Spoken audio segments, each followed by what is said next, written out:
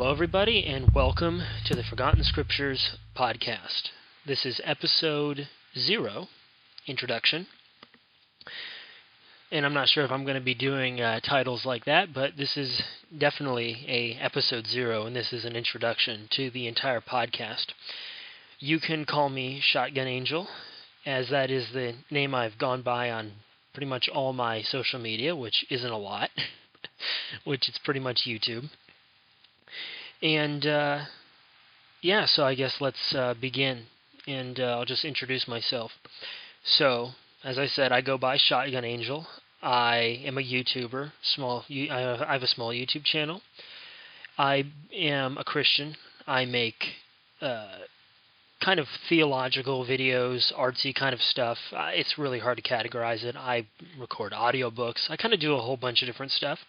My main interest is in theology and history and literature particularly, which is going to play into the this podcast itself.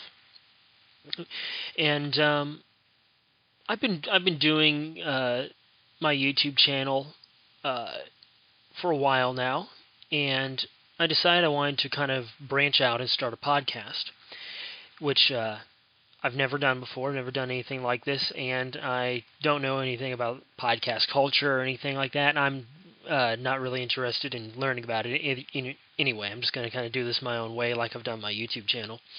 My channel is called Beyond the Wall of Life, and if you like music, surrealism, religious stuff going on, audiobooks, obscure stuff like that, that's what my channel is. And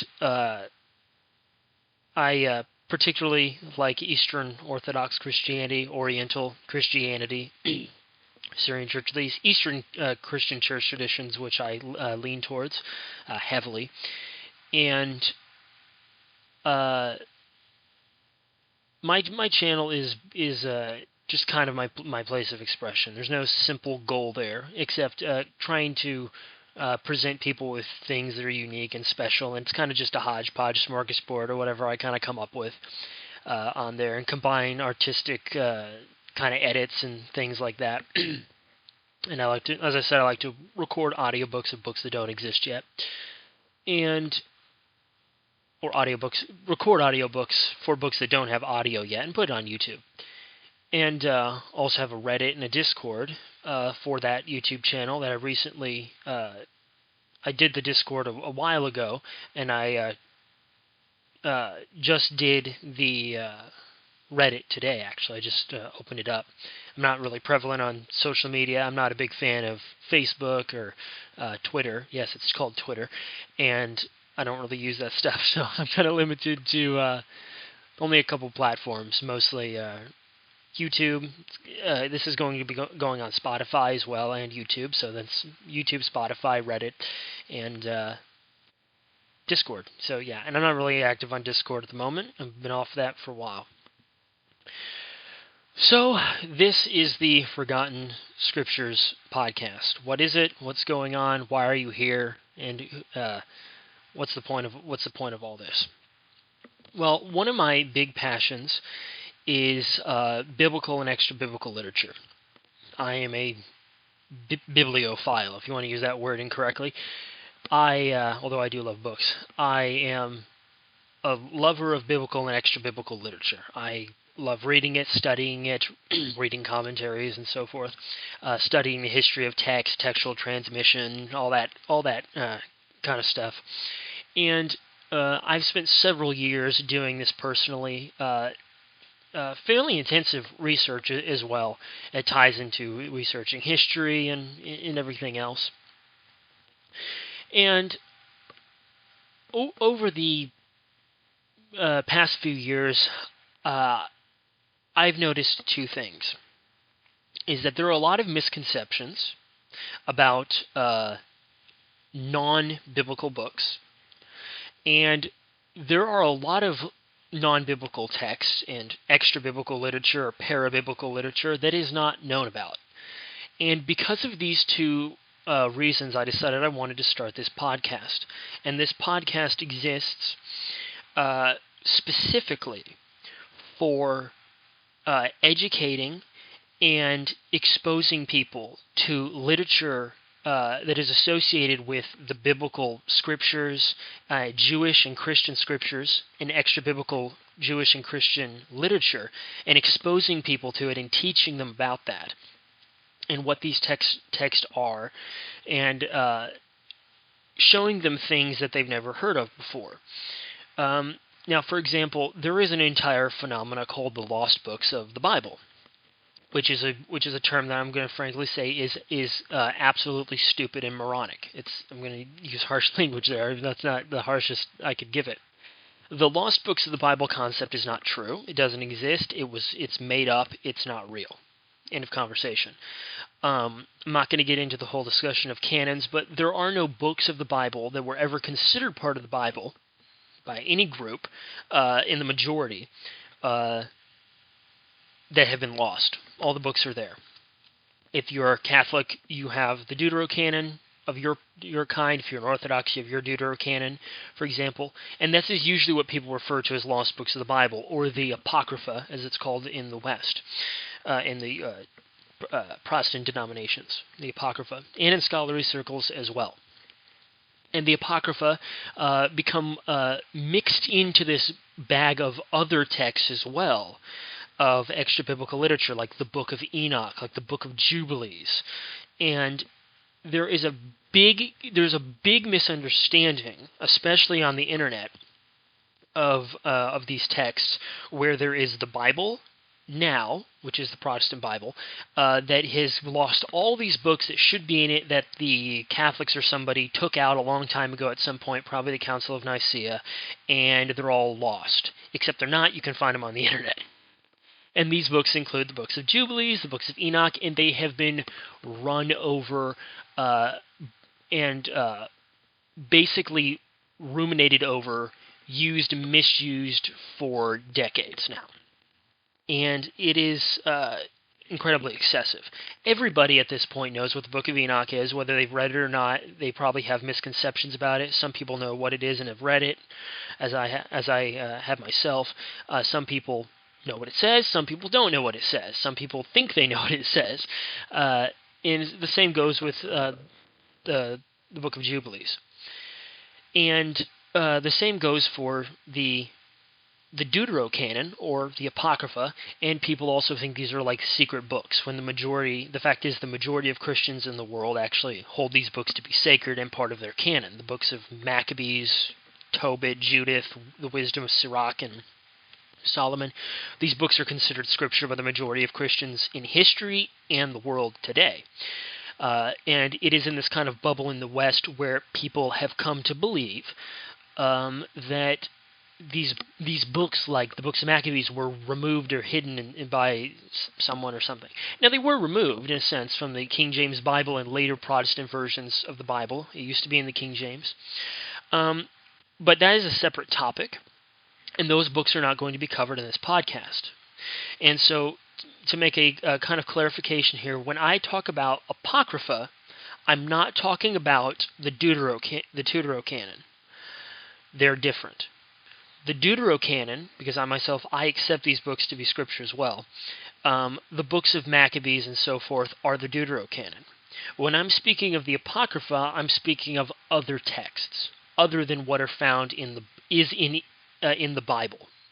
And when I'm generally, and when I am talking about the pseudepigrapha, I am talking about texts that are outside the biblical canon, are not accepted by any group.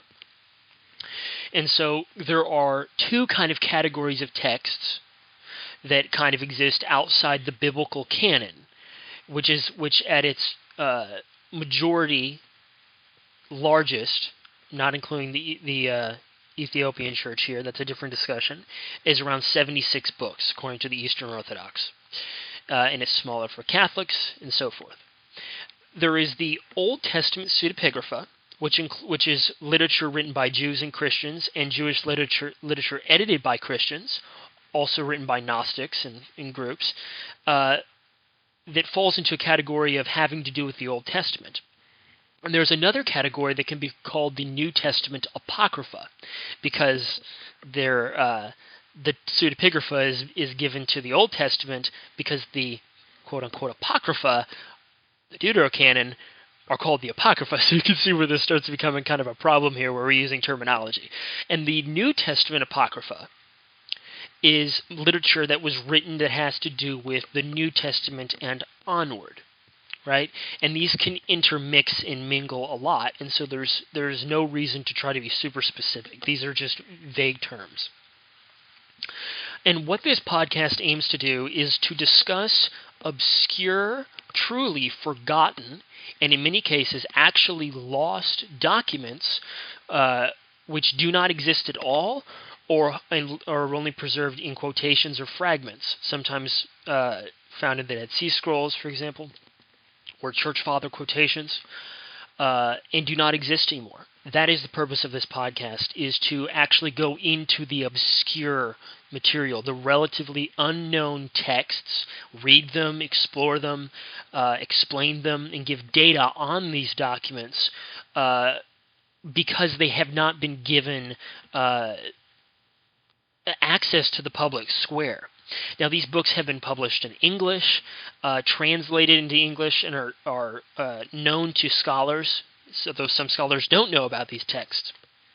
And I have access to them physically and digitally, and there are ways to get a hold of this stuff easily. These aren't truly lost in a sense. They're just incredibly obscure in many cases, or most people just simply don't know about them. And I want to add to what has already been said about Enoch and Jubilees and all these texts that have already been covered. So what this podcast aims to do is to not go over the cliche Book of Jubilees, Book of Enoch, let's see, what other kind of stuff, the Gospel of Thomas, stuff like that, the Gospel of Mary, right? That is not the purpose of this podcast. I might cover that material in the future. I don't really see a reason to exactly anytime soon, but I might cover that in the future. But the point of this podcast is to go into texts that people relatively have not heard about, such as Pseudo-Phoclides,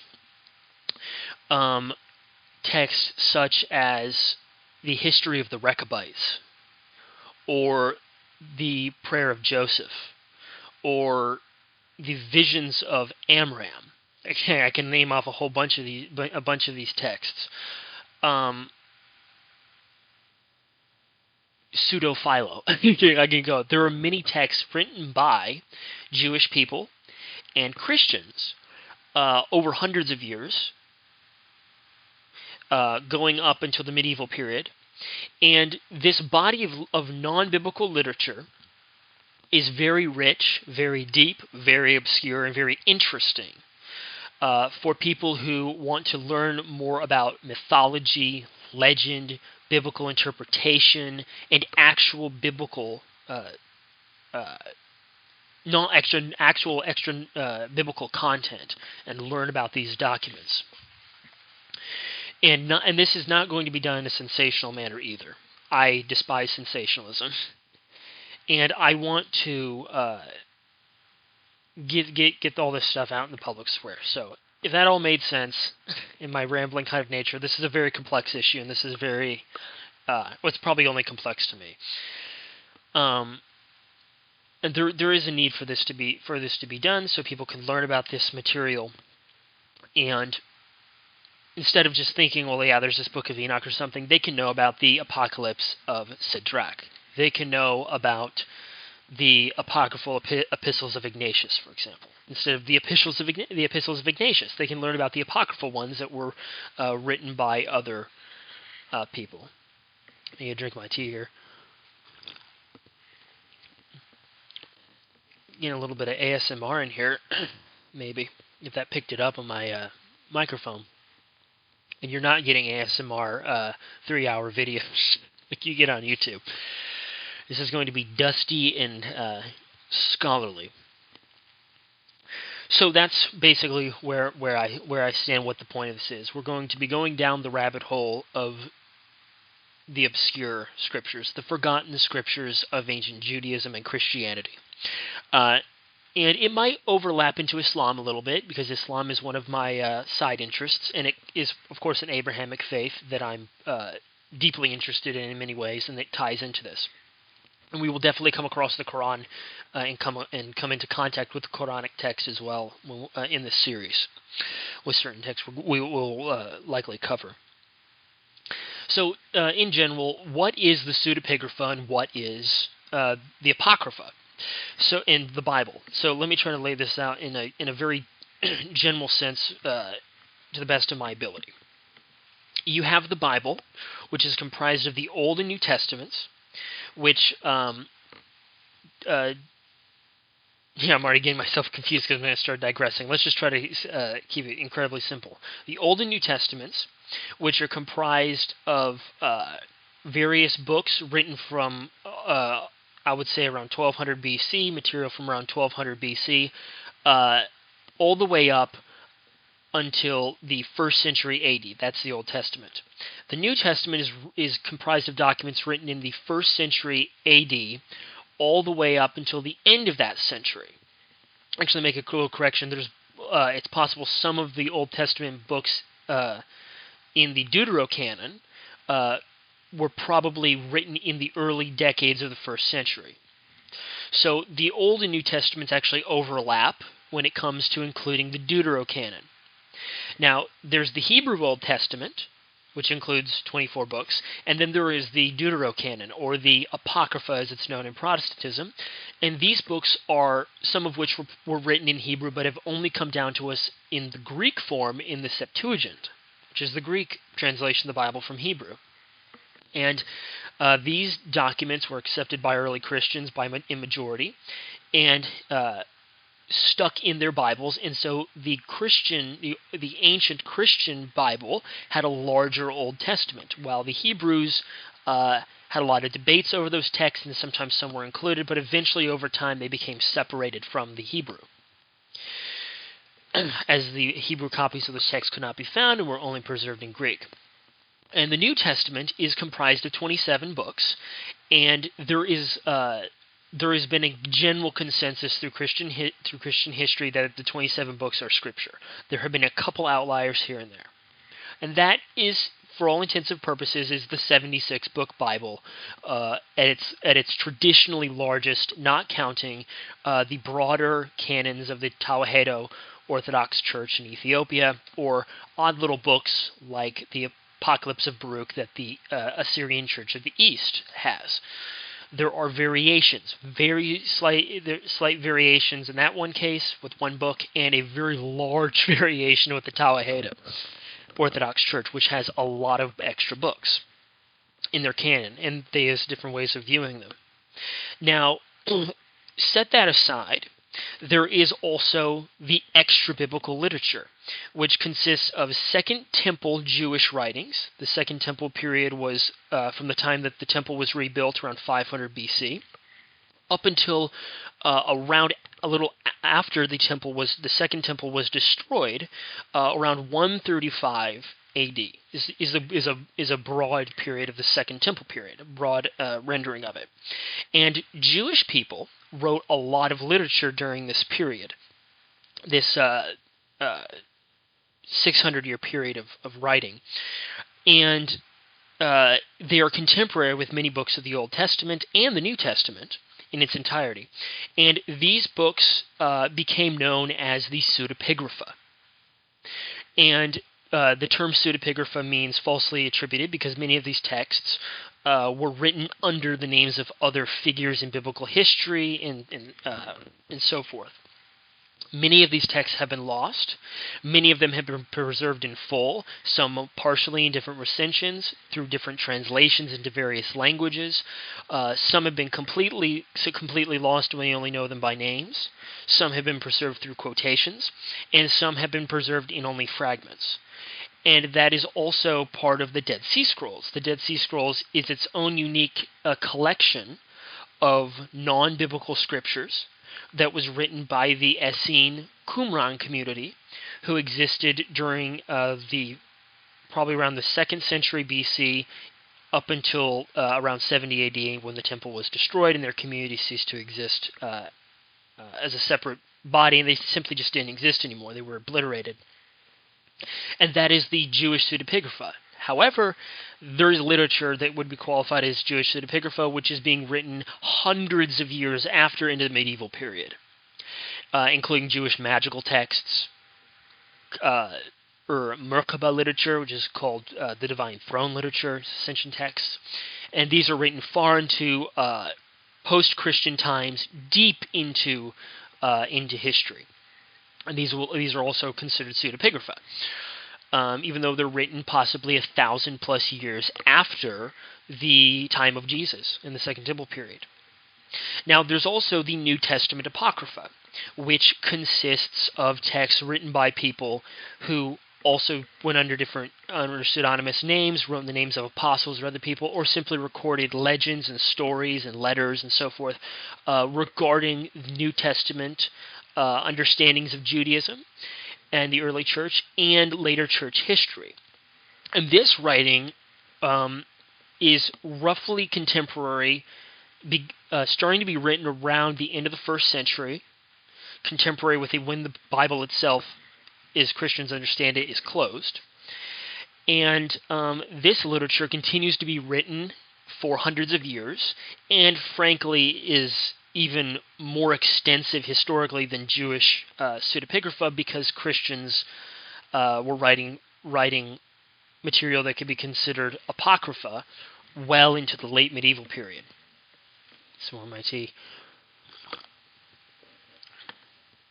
And because of this, it's been a very dubious term, but you get the point. And there are texts that, of course, overlap in these categories because they are Christians writing material on the Old Testament, and Jewish writings that are being edited by Christians and given a Christian flavor. For example, is the Ascension of Isaiah. Originally the text was had a original document called the Martyrdom of Isaiah, and a later Christian author added a separate document called the Ascension of Isaiah, put them together, and edited it around, and caused this Jewish text and a Christian text to fuse, and so forth. So that's kind of what happened. And with the Christian texts, the same case is that there are many preserved, many are lost, many are quoted, and so forth. Then there's also this kind of subcategory of Gnostic literature, and this was, of course, written by the heretical groups. There were various groups that are under the umbrella term of Gnostics. And these figures wrote many different types of documents that are contrary to the proto-Orthodox positions and the Orthodox positions of Christianity. Most of it being written from the time of the 2nd century onward, a couple centuries onward. It starts to disappear before the time of the medieval period, when Gnosticism kind of ceased to be. And this Gnostic literature, which you can look up and see what Gnosticism is, and you can look it up, and you probably already know what it is, has lots of different texts and documents, the Gospel of Thomas, the Pistis Sophia, and these documents were mostly lost until very recently. Back in the 1940s, the Nag Hammadi Library was discovered, a year before the Dead Sea Scrolls were discovered. And the Nag Hammadi Library contains many documents that from this strand of heretical Christianity that existed. And these are also apocryphal texts and fall into this category, although some are still lost and are only known through, again, fragments and quotations. And that kind of covers the whole ground there. And then, of course, there is Manichaean literature, which will tie into this in certain places. Manichaeism was a dualistic syncretic religion that emerged in the 3rd century, so that's the 200s, by a figure named the prophet Mani. And Mani claimed to be a successor of religious truth from Zarathustra, the founder of Zoroastrianism, the Buddha, and Jesus, and claimed to be the final prophet of a lineage, very similar to what Muhammad did. And Manichaean literature overlaps in these categories of Jewish and Christian texts because they made use of them. So that's another body of literature. There's, of course, Islamic literature, which is its own conversation, which does link in. The Quran and Hadith and stuff does actually link into Christian literature in many cases and stories, but that's a separate topic. Then there are the Church Fathers, which are the writings of the successors of the apostles and other writers and theologians of history, the ecumenical councils, and many of these documents that are contemporary with the Apocrypha and are their own body of writing that can give us information about these documents and teach us. And then, of course, there's odd ones out like Josephus, a Jewish historian in the 1st century, Philo of Alexandria, a Jewish philosopher of the 1st century BC and AD. And that kind of covers the ground of literature that we're talking about here. And when we're going to go through these documents, we're going to be going into all of these territories eventually somewhere. Because the obscure kind of gems and stuff all hides in these different locations. And there are truly hundreds. There are hundreds of texts. And I'm including stuff that's been lost and stuff that's in fragments or quotations, but there are hundreds of texts, and it's a deep rabbit hole. And it is a deeply fascinating journey to go down. Now, if you yourself want to get a hold of a lot of these kinds of documents, there are volumes to do this. And I'm actually going to make a video on my YouTube channel at some point once I acquire these physically, explaining what to get and what not to get. So I'm not going to get into that here. I'm just going to issue a warning right here for people who are on Amazon. Do not, and I say this very seriously, do not buy anything on Amazon claiming to be the Ethiopian Bible. It's not real. It's fake. 100%, 110%. The Ethiopian canon of text does not exist in English. It does very recently now just exist completely in Ge'ez, which is the liturgical language of the Ethiopians, but it does not exist in English. All of that you're getting on Amazon is fake. Do not buy it. Do not waste your time. It's a scam and a lie. Those people should be imprisoned for breaking this. I'm going to stop there. But if you want to get a hold of, there are volumes. There is the Old Testament Pseudepigrapha collection by James Charlesworth, edited by him, that has many of these documents I'm talking about, plus the more widespread known text of the Pseudepigrapha and Apocrypha, like Book of Enoch, Book of Jubilees. I keep bringing those two up, but those are the two big ones that are there. And there's also another 2-set volume, and there's going to be a third one eventually, and probably a fourth if it keeps going, called More Old Testament Pseudepigrapha, that has been edited by Richard Bauckham and David Davila, and they've also done that. There's the Dead Sea Scrolls, which is oh my gosh, I gotta look real quick. Oops. Hit my equipment. Garcia Martinez. It was edited by Garcia Martinez, which is the Dead Sea Scrolls translated. It is the best version of the Dead Sea Scrolls in English. You should get that version. Do not get the complete Dead Sea Scrolls in English by Giza Vermes. That is not actually complete. And there is also a 3-volume set of New Testament Apocrypha. Edited by Tony Burke, and there is another one called I forget the name. I think it was J.K. Elliott. No, the editor and translator's last name was Elliott. I have to look that up. I'm not going to do it right now. But the collection is called The Apocryphal New Testament. That is also a must-have for these texts. So that's a lot of money. But these texts are available on the internet. If you search around, you can find PDFs of these books. But if you want to read along as we go through this series and this podcast progresses, these do exist and you can read them yourself. many of these books, even the lost ones. These are all scholarly editions of them. So these have been carefully taken care of and studied and footnoted and so forth. And these texts exist in English for you to use and read. And I'm going to be using those books actually as I present the material to you and read it to you. I'm going to be taking it from these sources. Also, do not buy the lost books of the Bible and do not buy the lost books of Eden. Those are also shams. They're very old shams, but those are scams. Do not buy those books. That is not worth your money. Buy what I told you to buy. I'm the expert here. And there are also various odd one-off translations and stuff of more of texts that aren't been compiled into collections yet. Those also exist. You should get a hold of as well if you're wanting to read along.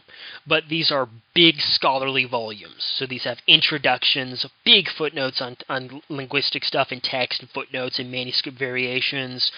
The big volumes. This is the deep research stuff. If you want to study these texts, please get those and don't just look up a translation from 1920 that's freely available on the internet and it comes up first. Look up these volumes and try to find PDFs of them, and they do exist, most of them, because it is very important that you get quality, more updated, recent material that is at least 40 years old, which isn't perfect, but it's better than something that's 100 years old. So that's my little tangent there on this material. So what kind of books are we going to be going through in this series? Well, as mentioned, I'm not going to be covering the Deuterocanon because that is scripture. The books of Maccabees are scripture. Tobit and Judith are scripture. I'm not covering those. I'm also going to refrain from covering texts that are widely well known to people now today as it's circulated around the internet. As I've mentioned them twice before, Enoch and Jubilees. I've already said those 15,000 times. But Enoch and Jubilees. And along with some other texts like Second Esdras, or Fourth Ezra, which is more well known. I do want to do a series on the Ezra cycle as well, which is another topic. And other texts, maybe the Ascension of Isaiah, that would be a little bit more well-known text, and the Gospel of Thomas, the Pistis Sophia, the Gospel of Judas is a really famous one, right? The Gospel of Philip, if we're talking about New Testament texts, right? And if I ever cover like church father material, which might come into that, First, Second Clement, for example, the writings of Ignatius, stuff like that. That's more popular and well known. What I am going to be covering, though, are the obscure texts like the Apocalypse of Sirach, the history of the Rechabites, I mentioned the other one, the Prayer of Joseph, Eldad and Modad, the Book of Giants, which does actually fall in that slightly in that category of fairly popular, but there's actually a lot more going on that people don't know about that text. There's a lot more material than is usually presented, so they only know a version of it.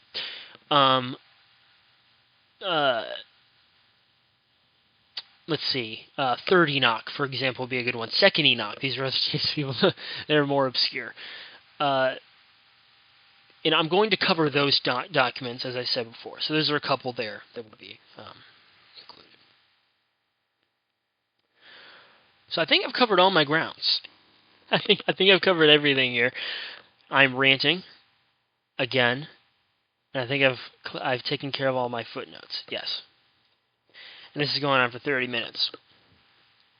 So the form of the podcast is going to basically be, if the text is short enough, I'm going to read it in full, and I'm also going to read scholarly commentary from the editor that has taken care of this book or who's worked on this text, and give you some examples, give you statistics and data on it, point out things I find personally interesting.